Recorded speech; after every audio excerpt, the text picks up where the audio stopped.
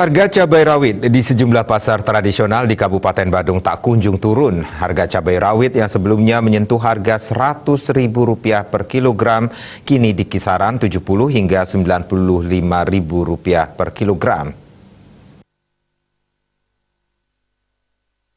Kabag Perekonomian Kabupaten Badung Ana Agung Sagung Rosyawati tak menampik masih tingginya harga cabai meski telah terjadi penurunan.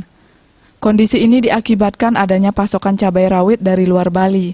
Info yang didapat bahwa cabai rawit lebih banyak pasokan dari Jawa, menurutnya kendati mengalami penurunan, namun AA Sagung Rosyawati mengakui harga cabai rawit di sejumlah pasar tradisional masih tergolong tinggi.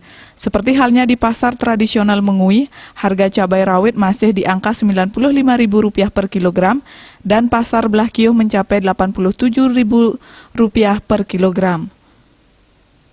Pihaknya masih mencari tahu dan berkoordinasi dengan dinas terkait kenapa harganya di sejumlah pasar masih tinggi, padahal info dari pedagang dan supplier bahwa harga sudah turun.